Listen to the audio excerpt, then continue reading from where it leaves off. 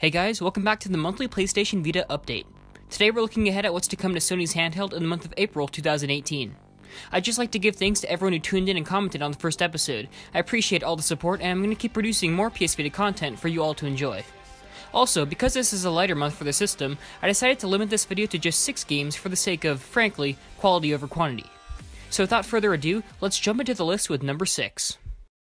Kicking things off for the month of April is the return of a Neo Geo arcade classic in the form of the King of Fighters 97 Global Match. The game features characters from other popular arcade fighters of the time, including Fatal Fury and Art of Fighting. The recent treatment these classic Neo Geo games have been getting on modern consoles is simply awesome, and I'm glad to see a legendary title like this come to the Vita as well. The game features leaderboards on which to compete with other players around the globe, as well as a setting that makes the game appear like it originally did in the arcade, which is a nice touch. The King of Fighters 97 will launch on Vita sometime this month in both the US and Europe, though we haven't yet been given a concrete release date.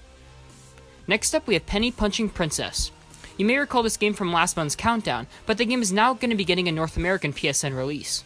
Once again, this is a role-playing action-adventure game in which you play as a dethroned princess who's trying to avenge her father's death at the hands of the Drago Lone family. This beat-em-up is built entirely around the concept of capitalism, as you use money to bribe your way past enemies and traps. Hell, you can even buy your way out of a game over screen. Penny Punching Princess will release in North America digitally on April 3rd, 2018. Next up, we have Deep Ones. This is an arcade retro platformer in which you play as a diver who suffers a submarine crash. As the diver, you then proceed to fight your way through a breadth of creatures, all while trying to get your submarine back in working order.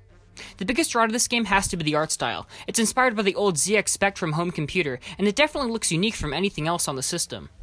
The game draws inspiration from a lot of different sources, from BioShock to H.P. Lovecraft, with the player character bearing a striking resemblance to the Big Daddy.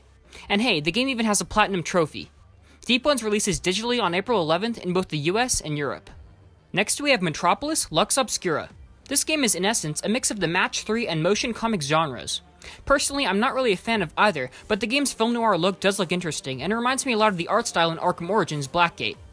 After doing some time for the supposed murder of his friend, John Lockhart, the player character, is at last released into the city of Metropolis, which is essentially Gotham City, again with the Batman parallels. Amidst all the crime and prostitution, you set out to find the man or woman who framed you. Metropolis releases digitally on April 4th in the US and Europe. This month's runner-up is Metal Max Xeno, the latest installment in the long-running Metal Max series. Alongside 2006's Metal Saga, this is one of only 2 games in the series to ever get a Western release. Metal Max is a post-apocalyptic RPG wherein you play as Talus, battling creatures as you slowly modify your tank.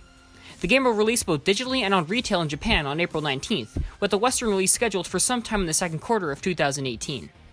And in first place for the month of April, we have League of Evil. This is a really fast-paced platformer that originally came out back in 2011, but just recently came to PC and the Nintendo Switch. As a bionic super agent, you play through 140 missions as you try and stop a group of evil scientists from taking over the world. The game can apparently get really challenging at points, and it's been compared by some to Super Meat Boy in this regard. Like all great games in this genre, League of Evil is all about timing your moves right and trying to avoid obstacles. While this was originally a mobile game, the fact that it's now playable on the Vita means the controls will probably be a bit more precise this time around. This latest version of the game is also a cross-buy title, meaning if you own the PS4 version, you can get the game on your Vita for free, and vice versa. Gamers in the US and Europe can pick up League of Evil sometime this month, though a specific date hasn't been set. So those were the best upcoming video games for April 2018. Did I miss anything noteworthy? Please let us all know down below so we can all have more video games to look forward to. For future updates and all things PlayStation Vita, feel free to subscribe. Until next time, this has been Fixation.